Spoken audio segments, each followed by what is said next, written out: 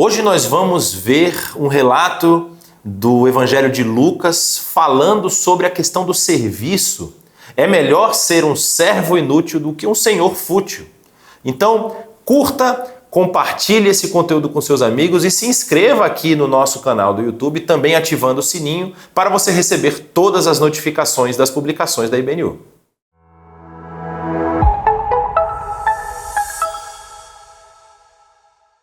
E nesse momento nós vamos reservar esse espaço aqui na nossa celebração para aprendermos um pouco mais da palavra de Deus, daquilo que a Bíblia tem a nos ensinar. E nesse mês que se inicia hoje, primeiro dia do mês, que por sinal é um dia muito especial para todos nós, porque é o dia do trabalho, o dia do trabalhador, nós vamos falar sobre um tema que será reverberado ao longo dos próximos domingos, que é sobre o serviço. Como nós podemos servir, como nós podemos aplicar a nossa vida no trabalho da igreja, naquilo que a igreja tem tanto para fazer internamente como também externamente. Como que funciona a questão do serviço cristão? E o tema que nós vamos ver hoje fala sobre exatamente essa questão do trabalho.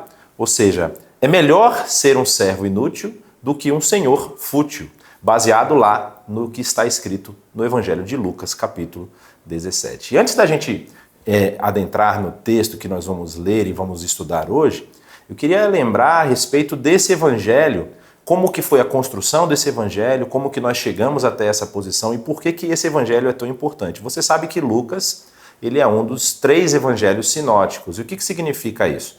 São evangelhos que, a gente pode dizer assim, que andam de mãos dadas. São evangelhos que relatam a história da vida de Jesus, do seu ministério, das suas ações, do seu martírio e também relatam a sua glorificação final, a sua ressurreição, e cada um de um ponto de vista um pouco diferente. Um tem uma intenção de trabalhar com um público específico. No caso do Evangelho de Marcos, por exemplo, nós sabemos que Marcos provavelmente ouviu as histórias contadas por Pedro. Marcos esteve durante muito tempo acompanhando a igreja em Jerusalém e ouviu as histórias de Pedro e relatou essas histórias, escreveu essas histórias, compilando assim o seu evangelho. E no caso do nosso querido evangelista Lucas, nós temos um homem que provavelmente tinha origem grega, mas que conheceu a mensagem do evangelho através de discípulos da igreja de Jerusalém e também através da vida do apóstolo Paulo.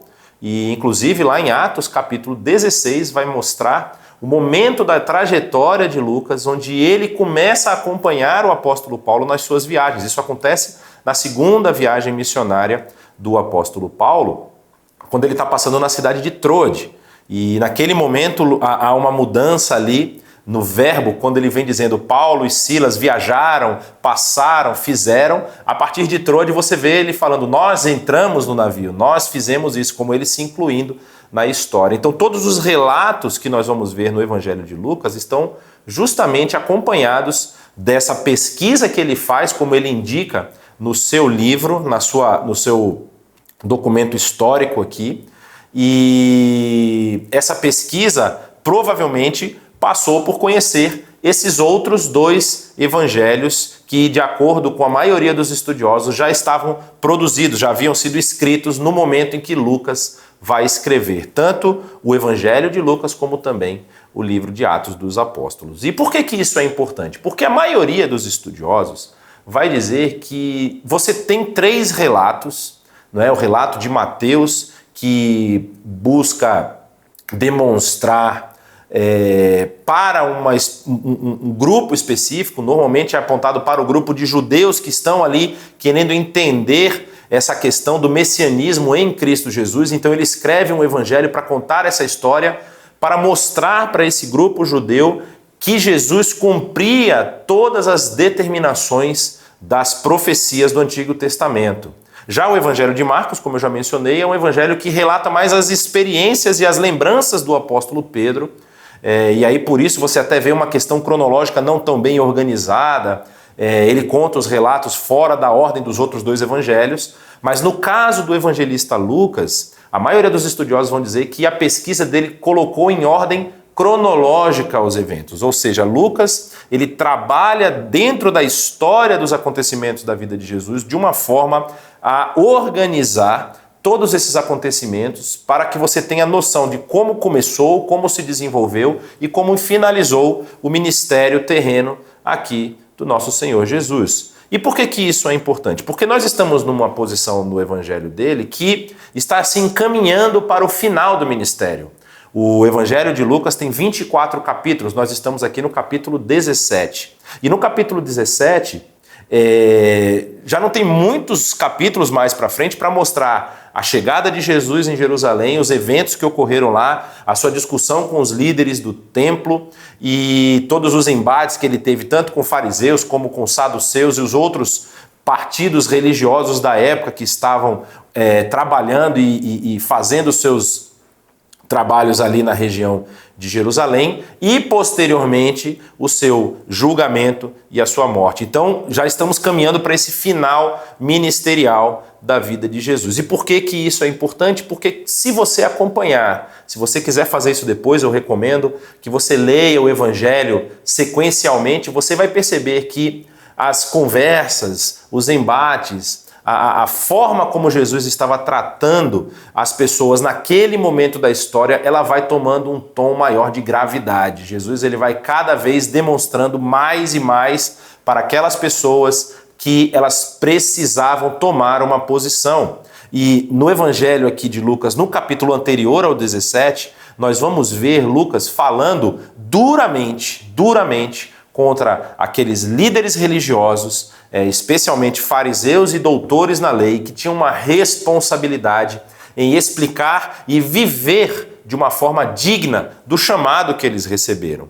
Ou seja, Israel, o povo ali que estava presente naquele momento, foi chamado por Deus para ser uma nação que transformaria todas as nações do mundo.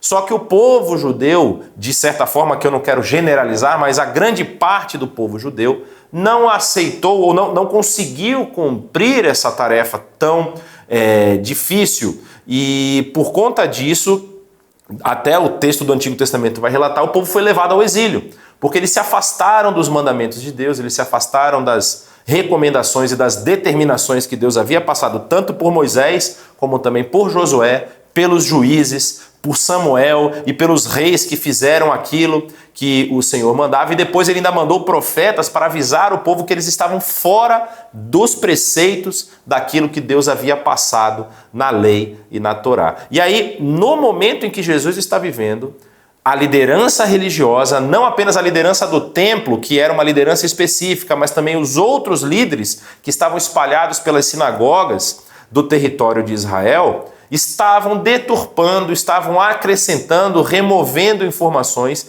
que beneficiavam a eles. E no capítulo 16, que é o capítulo anterior, onde nós vamos ler, você vai ver Jesus tendo um embate muito forte com esses líderes a respeito de como eles estavam utilizando as riquezas que eles receberam e como eles estavam forçando o povo a gastar, a investir, a depositar as suas riquezas nesse sistema religioso que não estava seguindo os preceitos que a própria lei mandava. E Jesus confronta esses líderes, Jesus é desafiado por eles, Jesus inclusive é ridicularizado por eles, e Jesus os avisa, olha, aquelas coisas que os homens valorizam, para Deus elas não têm valor nenhum. Posição, cargo, ter muitas posses, isso para Deus não significa nada, porque Ele é dono de todas as coisas. E aí Jesus chega nesse momento do texto que nós vamos ler agora. Então eu convido você a acompanhar comigo a leitura do capítulo 17, dos versos de 1 a 10. E o texto vai dizer o seguinte: Jesus disse aos seus discípulos: é inevitável que aconteçam coisas que levem o povo a tropeçar, mas ai da pessoa por meio de quem elas acontecem. Seria melhor que ela fosse lançada no mar, com uma pedra de moinho amarrada no pescoço, do que levar um desses pequeninos a pecar. Tomem cuidado. Se o teu irmão pecar contra ti, repreenda-o, e se ele se arrepender, perdoe-lhe. E aí os apóstolos voltam-se para Jesus e dizem: aumenta a nossa fé. Ele respondeu: se vocês tiverem fé do tamanho de uma semente de mostarda, poderão dizer a esta amoreira: arranque-se e plante-se no mar, e ela lhes obedecerá. Qual de vocês, que tendo um servo que esteja arando ou cuidando das ovelhas, lhe dirá quando ele chegar do campo: venha agora e sente-se para comer? Ao contrário, não dirá: prepare o meu jantar, apronte-se e sirva-me enquanto como e bebo. Depois disso você pode comer e beber. Será que ele agradecerá ao seu servo por ter feito o que lhe foi ordenado? Assim também vocês, quando tiverem feito tudo o que lhes for ordenado, devem dizer: somos servos inúteis, apenas cumprimos o nosso dever. Parece uma palavra dura demais aqui. Parece que Jesus está dizendo para os discípulos, ou está meio que colocando os discípulos em xeque: vocês querem mesmo me seguir? Vocês querem mesmo caminhar o mesmo caminho que eu tenho feito, que eu estou caminhando, que eu estou me direcionando? A realidade é um pouco diferente. Talvez vocês estejam aqui ao meu redor me acompanhando, viram que eu consigo fazer milagres, viram que eu tenho um ensinamento que é diferente dos outros líderes religiosos, e vocês estão querendo ver se sobra alguma coisa aqui para vocês. Mas o final dessa realidade ele é muito diferente do que vocês estão imaginando. E como eu havia falado antes, Jesus ele começa aqui apontando para essa responsabilidade diante da missão que foi dada. Ele está no momento aqui apontando para a falha desses líderes religiosos que ele estava tendo embates, demonstrando que muitos daqueles que cairiam ou que sofreriam algum tipo de erro e cometeriam erros, pecados diante de Deus, o estavam fazendo porque essa liderança religiosa os estava conduzindo a isso. E ele fala com muita clareza: é inevitável que aconteçam coisas que levem o povo a tropeçar, mas ai da pessoa por meio de quem elas acontecem. E isso aqui fala para nós, como igreja, de uma forma muito severa e muito dura. Porque nossa atividade, as nossas práticas, a nossa vida precisa ser levada de tal forma que eu evite que essas pessoas tropecem através do meu comportamento. E parece que isso tem a ver muito com a vida pessoal, com a nossa vida particular. Isso tem a ver com todas as pessoas que estão ao nosso redor, porque elas estão nos olhando. Elas estão acompanhando o que a gente faz. Talvez você, sendo um cristão que ama Jesus e que quer seguir a Jesus, já tenha sido confrontado com essa realidade. Por que vocês deixam a igreja fazer isso? Ou então, por que a igreja não aceita tal e tal tipo de comportamento? Por que a igreja foi pega lá, o pastor foi pego roubando dinheiro dos irmãos? A nossa atividade, a nossa vida, ela precisa ser levada de uma forma tal que não leve ao embaraço, não leve à vergonha o nome de Deus e não leve os pequeninos a tropeçar, não leve essas pessoas que estão nos acompanhando a tropeçar e a errar o caminho. E Jesus é muito claro o que ele diz. Olha a comparação que Jesus faz. Ele utiliza uma imagem que é muito comum ali na região de Israel, que é a pedra de moinho. Israel era um povo, o povo de Israel na época do Antigo Testamento e também nesse período, principalmente na dominação romana, era um povo que produzia muitas hortaliças, muito hortifruti. E tinha produção de trigo, tinha, por exemplo, produção de azeite. O azeite era muito bom daquela região. E você tinha grandes moinhos que você colocava uma pedra na base e uma outra pedra grande que rodava em cima desse moinho, esmagando tanto o trigo para poder ser feita a farinha, como também esmagando as peças de azeite para poder produzir ali o azeite, que eram os 3 tipos de azeite, né? O azeite da primeira prensa, da segunda prensa, da terceira prensa, que tinham qualidades e utilizações diferentes. Então essa grande pedra de moinho era uma pedra pesada e Jesus utiliza essa imagem para dizer: era melhor que essa pessoa que está fazendo os outros tropeçarem tivesse uma pedra dessa amarradas ao pescoço e fossem lançadas ao mar, porque era melhor que ela tivesse sendo morta dessa forma do que ela levasse as pessoas a pecar. E aí ele entra num assunto que é muito interessante, que é a questão do perdão. Por quê? ele diz assim: tomem cuidado, se o teu irmão pecar, repreenda-o, e se ele se arrepender, perdoe-lhe. Porque havia ali muitas regrinhas que eram criadas para benefício da liderança, para benefício das pessoas que estavam, vamos dizer assim, conduzindo o povo religiosamente, e o perdão, ele vinha sempre com um pagamento. Você tinha que fazer alguma coisa para recompensar a falha que você tinha tomado. Mas às vezes a falha era simples, foi uma ofensa, foi alguma coisa. E aí Jesus está falando, você não pode guardar rancor contra as outras pessoas. Por quê? Quando você não perdoa, é como se você estivesse mantendo a pessoa como sua refém. Não, eu tenho alguma coisa aqui contra fulano, contra aquela pessoa, eu tenho algo contra ele e eu posso me vingar dele. E Jesus está falando, vocês não têm essa posição, vocês não têm essa prerrogativa. Essa prerrogativa, inclusive o apóstolo Paulo vai falar disso, mais lá na frente, que a vingança pertence ao Senhor. Você não tem que se vingar, você tem que perdoar. E quando você perdoa, você não apenas ganha o seu irmão, como você, liberando o perdão para ele, mas você também reconhece que você também está sujeito a falhas e a cometer erros. E aí, ele continua apontando para essas realidades que o povo estava vivendo ali, primeiro falando sobre como a liderança, como as pessoas que estão aqui dentro do ambiente religioso precisam estar atentas para não fazer os outros tropeçar. E depois ele vai falar da importância da fé, ou seja, quando os apóstolos chegam para ele e pedem que ele aumente a nossa fé, parece para a gente uma coisa meio estranha. Como assim eu vou pedir para aumentar a fé? A minha fé é suficiente. Eu sei, eu não quero, apontar uma falha no meu comportamento que seja por falta de fé. Não, eu tenho fé. Eu creio em Deus. Eu sei que Deus vai fazer coisas boas para mim. Mas às vezes a minha prática não acompanha esse discurso. A minha prática, ela demonstra que eu quero ter controle das coisas. Como a questão do perdão aqui em cima, se eu tenho controle de uma pessoa que me ofendeu, eu posso, vamos dizer assim, esperar o melhor momento para receber a minha retribuição por conta da falha que aquela pessoa cometeu. Mas quando eu peço para Deus, aumenta a minha fé, eu estou reconhecendo que eu não tenho confiança suficiente para acalmar o meu coração.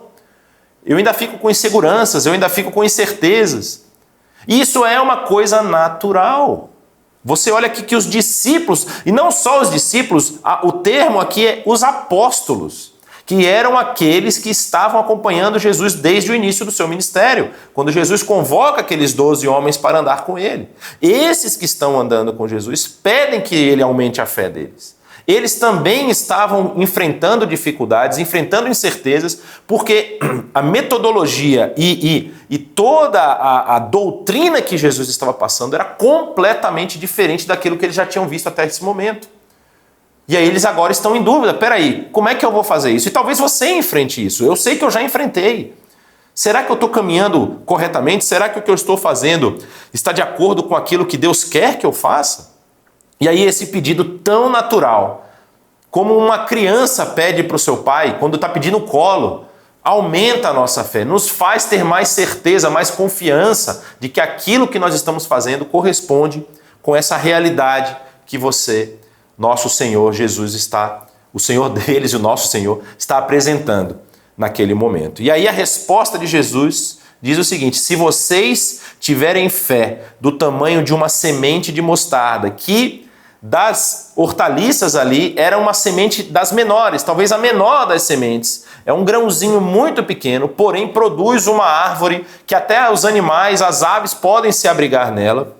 E diz que se vocês tiverem uma fé do tamanho de uma semente de mostarda, vocês poderão dizer a esta amoreira: arranque-se e plante-se no mar, e ela lhes obedecerá. Ou seja, uma fé real, uma fé genuína, uma fé que deposita toda a sua confiança e esperança nesse Deus Todo-Poderoso e nesse Deus que também nos ama, que nos quer ver bem. Ela é uma fé que consegue fazer obras maravilhosas. Só que, para eu depositar a minha fé nesse Deus, para eu depositar a fé no seu filho que estava ali demonstrando o seu ensinamento para aqueles líderes, e para aquelas, não líderes ainda, mas para aqueles homens que seriam a liderança da igreja que viria. Isso determina, ou isso demanda, na verdade, que eu saia da minha posição de poder e de senhorio. Se eu deposito a minha fé, então eu sei que eu tenho alguém acima de mim que pode me ajudar e que pode realizar grandes sinais e maravilhas através de mim. O poder não é meu, a autoridade não é minha. Eu reconheço quem é o Senhor dessa autoridade. E através da autoridade que Ele me passou, eu posso realizar grandes coisas. E aí é uma questão muito interessante, porque parece que esse serviço que nós temos que realizar nos coloca numa posição de, como é que eu posso dizer assim, quase de uma escravidão, né? De uma subserviência total. E para nós que temos uma experiência de escravidão tão pesada no Brasil, com relatos tão cruéis, e também não apenas no Brasil, mas relatos ao longo da história da humanidade a respeito disso, né? Nós vemos desde a época lá do Antigo Testamento, quando o povo de Israel estava no Egito, que chegou lá no Egito como refugiado e fugiu do Egito como escravo. Não é? O texto de Êxodo vai mostrar isso, que ao longo das sucessões dos faraós, o povo de Israel foi sendo escravizado e foi sendo cada vez mais subjugado. E para nós isso parece assim, poxa, essa história de ser servo, isso não funciona bem. Isso não é o que eu quero destaque, eu quero posição, eu quero ter uma vida mais nobre, ou seja, mas como eu falei no início, que está ali no capítulo 16, Jesus avisa aos líderes, olha, aquelas coisas que vocês consideram como sendo extremamente relevantes, vocês homens consideram como sendo extremamente relevantes e importantes, o seu status, a forma onde você está se assentando nos grandes banquetes, né? Ele utiliza essa imagem do banquete em outro momento, essa importância que você quer ter diante dos homens, isso para Deus é desprezível. Isso para Deus não vale nada. E aquilo que vocês desprezam, que seria essa posição de serviço, para Deus isso vale muito. Isso vale muito. E aí nós vamos entender o quão privilegiada é a nossa posição no reino. Para mim e para você que estamos no serviço do Senhor, que estamos entregando e dedicando a nossa vida para levar essa mensagem às outras pessoas, como privilegiados nós somos. O quão privilegiados nós somos. E nós não percebemos isso. Olha só o que o texto continua dizendo. Jesus pergunta para eles, né? Qual de vocês, que tendo um servo, que esteja arando ou cuidando das ovelhas, lhe dirá, quando ele chegar do campo, venha agora e sente-se para comer. Ao contrário, não dirá, prepare o meu jantar, apronte-se e sirva-me, enquanto como e bebo. Depois disso você pode comer e beber? Será que ele agradecerá ao seu servo por ter feito o que lhe foi ordenado? Assim também vocês, quando tiverem feito tudo o que lhes for ordenado, devem dizer, somos servos inúteis, apenas cumprimos o nosso dever. E aqui, Jesus utiliza duas imagens muito fortes para aquele povo. Eles sabiam o que era trabalhar no campo. Jesus utiliza a imagem do agricultor que sai jogando sementes pelo campo em outra parábola e fala das 4 tipos de solo que a semente cai. Então essa era uma imagem que estava muito forte, muito presente no cotidiano das pessoas que estavam ouvindo ele. Só que Jesus ele faz alguns apontamentos aqui que são importantíssimos para nós entendermos não apenas com quem ele está falando, mas que mensagem ele quer passar. Ele vai falar, por exemplo, que o servo estava arando e cuidando das ovelhas, 2 atividades comuns em Israel. E em alguns momentos o povo de Israel é considerado como sendo esse pastor, esse líder que deveria liderar todas as nações do mundo para se achegarem a Deus, para conhecerem a lei de Deus e para terem a sua vida transformada. Em um momento, Jesus conversando ali com os seus discípulos e com as pessoas que estavam seguindo ele manda o povo olhar para o campo e fala, olha, o campo está pronto para a ceifa. O campo está pronto para ser ceifado, ou seja, as pessoas estão prontas para ouvir essa mensagem, mas vocês não estão fazendo o trabalho de vocês. E ele compara Israel como uma casa ou como um corpo, um curral onde as ovelhas estão sem pastor. E aí os lobos estão entrando nesse curral e estão espalhando as ovelhas por todos os lados. E Jesus está apontando diretamente para os líderes e para a posição que Israel tinha perante as nações. E que é a posição que nos foi passada. É a posição que a igreja tem hoje. É por isso que eu falo que é uma posição de privilégio, é uma posição de quem faz parte desse reino. É a posição de quem tem essa tarefa maravilhosa de apresentar as benesses, as dádivas, apresentar a graça de Deus para as pessoas que estão ao nosso redor. E aí Jesus ele faz ele cria uma imagem aqui que é muito interessante, porque ele diz assim, ó, quando você chegar e ele chegar do campo, ele tiver terminado o seu serviço, ou tiver terminado o serviço daquele dia, qual senhor que vai chegar e vai falar assim, sente-se para comer?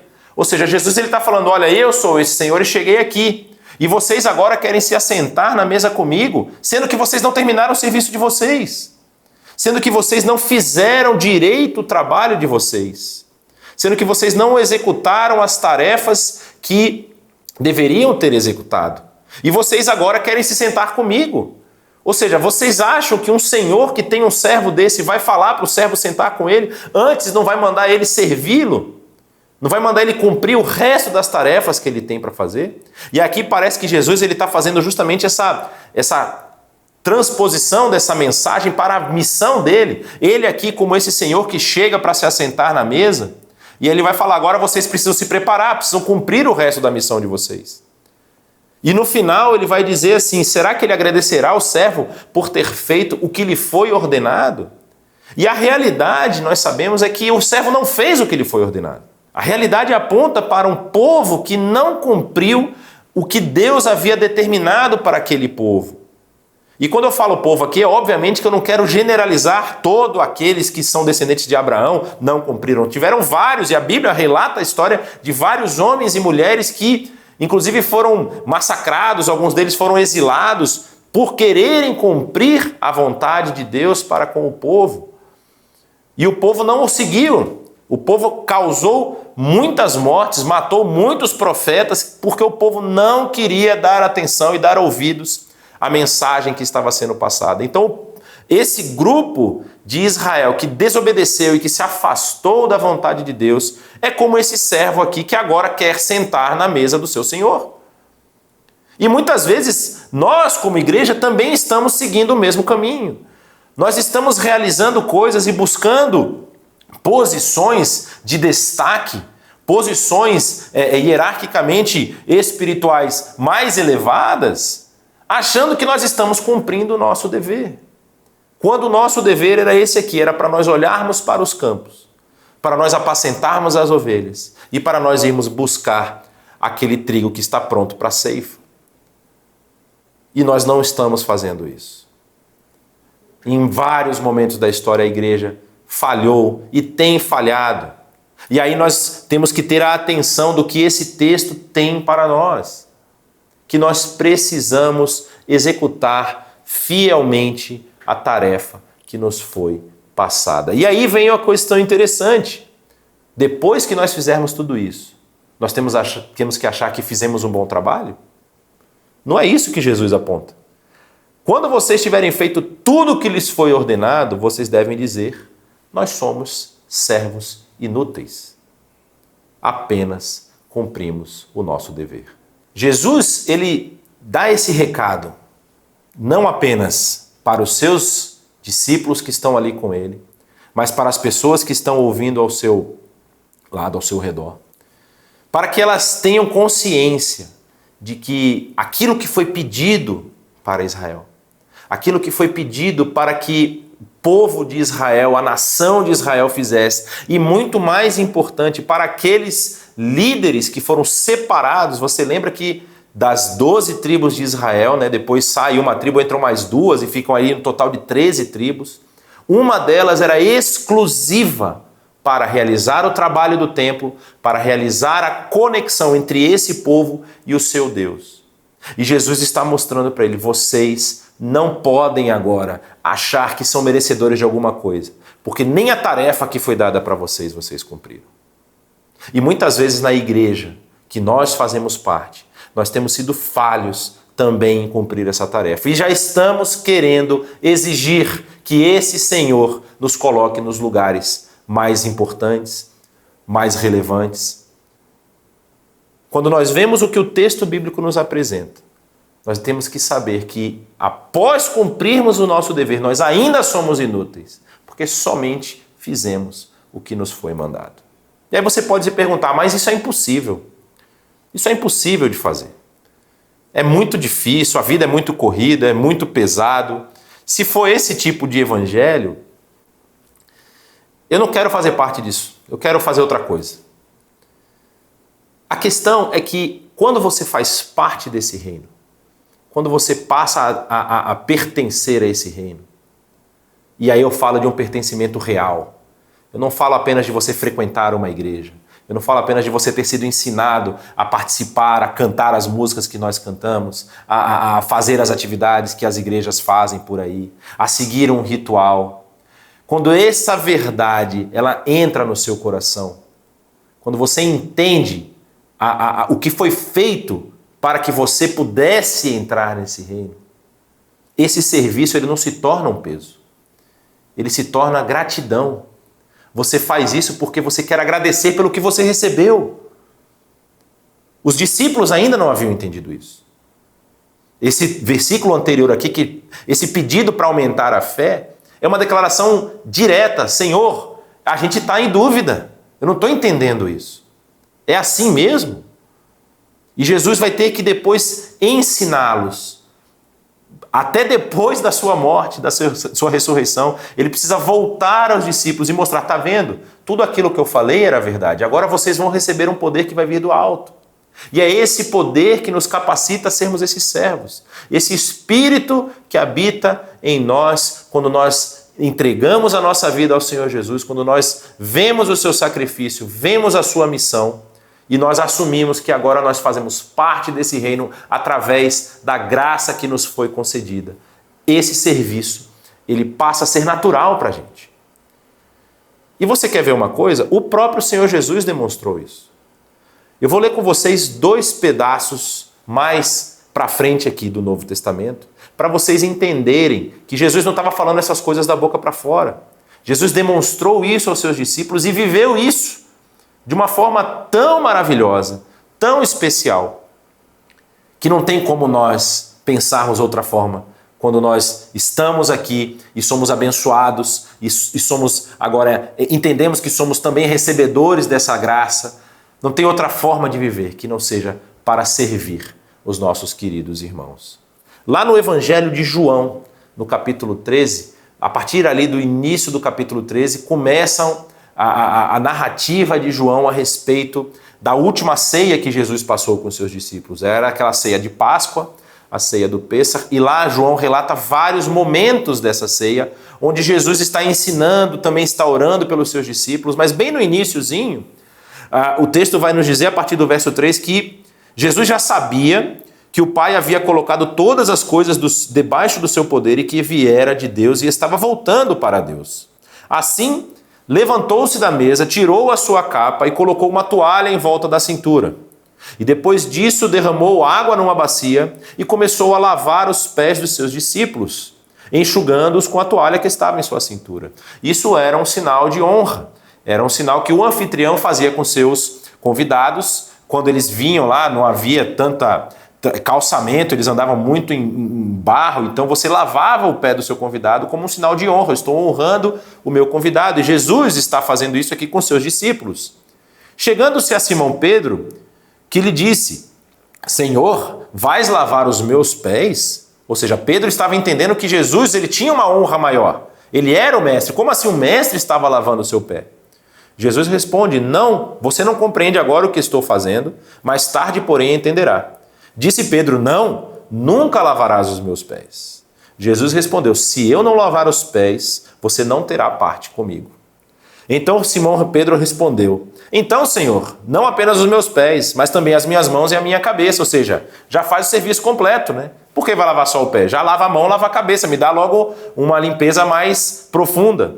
Aí Jesus responde: quem já se banhou precisa apenas lavar os pés. Todo o seu corpo está limpo. Vocês estão limpos, mas nem todos, pois ele sabia quem iria traí-lo, por isso disse que nem todos estavam limpos. Quando terminou de lavar os pés, Jesus tornou a vestir a sua capa e voltou ao seu lugar. Então lhes perguntou: vocês entenderam o que eu fiz? Vocês me chamam de mestre e senhor, e com razão, pois eu o sou. Pois bem, se eu, sendo senhor e mestre de vocês, lavei-lhe os pés, vocês também devem lavar os pés uns dos outros. Eu lhes dei o exemplo para que vocês façam como eu lhes fiz. Digo-lhes verdadeiramente que nenhum escravo é maior do que o seu senhor, como também nenhum mensageiro é maior do que aquele que o enviou. Agora que vocês sabem essas coisas, felizes serão se as praticarem. O nosso mestre não poupou fazer um serviço que aqui parece um serviço comum. É claro que isso aqui aponta para um serviço muito maior. Isso aqui aponta para o seu sacrifício maior. O sacrifício que ele tem por nós, de se colocar em nosso lugar, de morrer em nosso lugar. E aí eu e você queremos discutir se nós devemos servir uns aos outros, quando o nosso próprio mestre se entregou por nós. Não tem cabimento isso. E não tem como nós sermos uma comunidade de fé sem cumprirmos isso aqui. Isso aqui é um dos principais frutos que nós vamos perceber para saber quem são aqueles que pertencem à comunidade de fé. Se o serviço está de acordo com o seu estilo de vida, se você vive para abençoar e servir as outras pessoas. E não apenas dentro da comunidade de fé, mas servir também as outras pessoas que estão ao nosso redor. Se isso não faz parte da sua vida, se você não tem consciência de que isso é necessário para a sua vida, você precisa relembrar e reorganizar na sua mente os ensinamentos que Jesus passou. Quando nós falamos desse serviço aqui, que é chamado de lava-pés, né? O serviço que Jesus prestou aos seus discípulos na última ceia, nós estamos falando de uma atividade que acontece num tempo e no espaço. Isso está relatado lá nos evangelhos, no Evangelho de João está relatado, na verdade, isso aqui, e isso ocorreu em um ponto da história. Então esse serviço que Jesus está demonstrando, ele está falando, olha, vocês enquanto estiverem aqui, nesse ponto da história, na sua existência, vocês devem seguir o meu exemplo.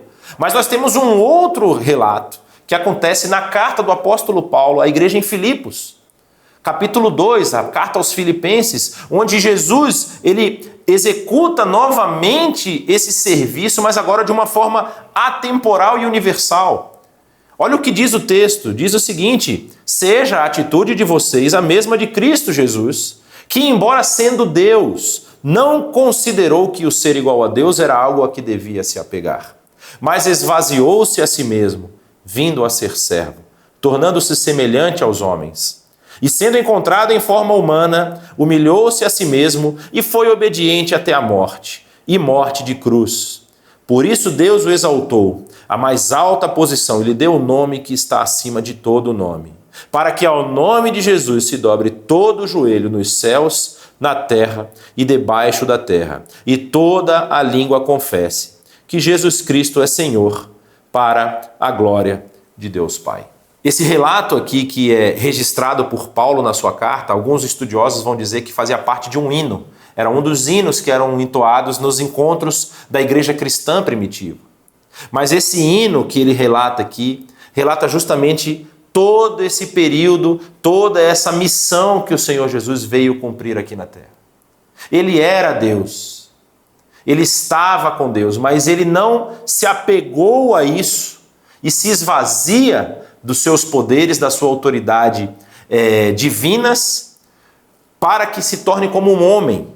E ele, como homem, não some e não foge da sua missão.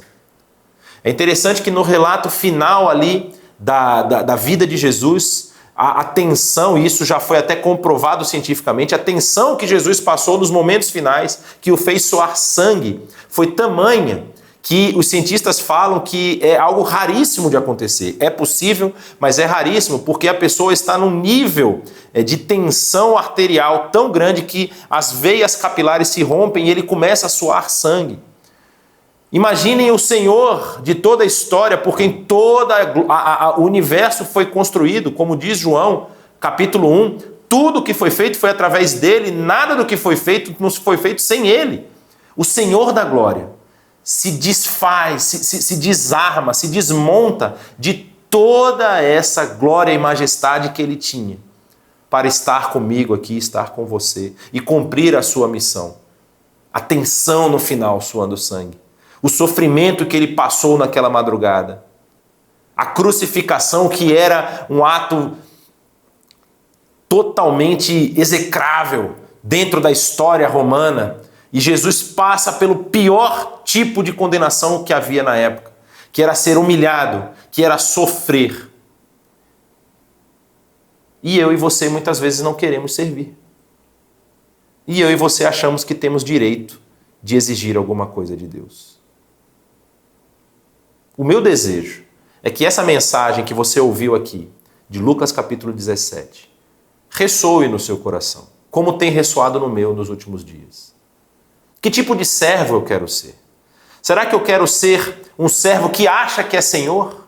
Um servo que acha que tem autoridade? Um servo que precisa ser servido pelas pessoas? Alguém que tem capacidade intelectual? Alguém que tem posse? Alguém que tem posição e status? E aí as pessoas agora têm que se curvar à minha vontade?